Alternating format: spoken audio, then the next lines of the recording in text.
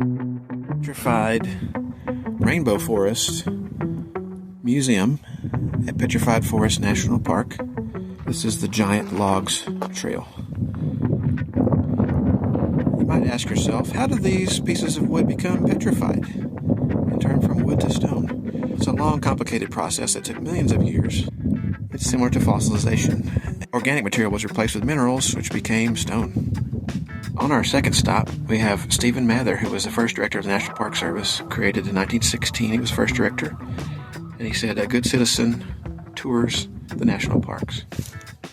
Born marketer, promoter, and a natural for the position of National Park Director. Okay, as you walk up this trail, you can see Mather's plaque over there. The ancient riverbed that we're walking on. Looking over here, you can see some really big pieces of petrified wood and the entire Rainbow Forest complex. This was built in the 1930s by the CCC, the Civilian Conservation Corps, which was an agency created by President Franklin Roosevelt, FDR, to give young men a job.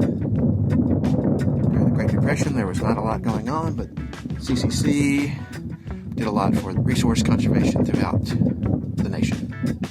This was one of their projects. So as I'm standing here, I'm standing on a layer of sandstone that is much older than the mesa to the north of where you're looking. Think about the different layers that were laid down. The oldest layers are more toward the bottom, the youngest layers on the top. Pretty interesting how each of those developed under a different environment. This particular tree is referred to as Old Faithful. Biggest one on the trail, I believe, maybe the biggest one in the park. The first park superintendent's wife in 1924 referred to this as the Old Faithful of the park, similar to Old Faithful Geyser in Yellowstone, and how it's a distinctive feature.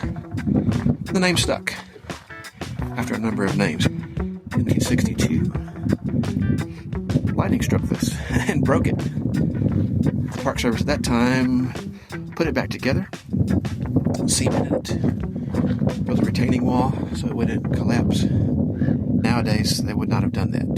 Times have changed. Yeah, what a huge marvel to check out.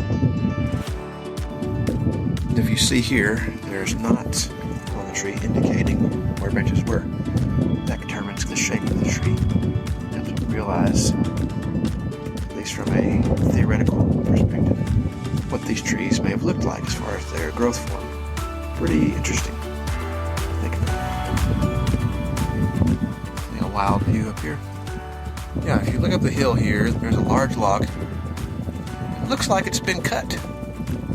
The weight of dirt from that hill on top there, of course it's eroding and weathering as time goes on. You can see little channels right there in that dirt underneath the log where water has run in.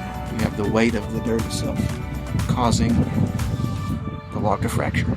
This is not made of wood, it's made of minerals, and it's silica quartz. It fractures like chalk.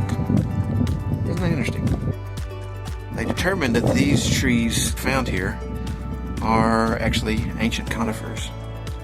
Similar to modern pines, they had a deep taproot, which protects against drought and also provides stability. You can see here, this axis is very bottom of the trunk. This part would be the taproot. As we near the end of the trail, we have some badlands.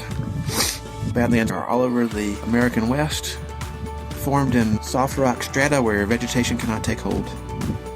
They form all these magnificent shapes and colors. For this last stop on the trail, we have what are called trace fossils. What they are is actually evidence of fossilized activity when the animals were alive. These narrow little tube-looking things all over this tree were where ancient insects and other arthropods were feeding on the tree, similar to modern insects that get into pine trees. Pretty cool that you can actually see that on there. Whereas most fossils you think of as evidence of an animal or a organism's death, but in this case trace fossils, which includes tubules like this, footprints or tracks, feces. They call those trace fossils because they form the evidence for when those animals were alive. Cool. you enjoyed that short walk through the giant logs trail here in the Rainbow Forest Complex, which is in the south end of Petrified National Forest National Park.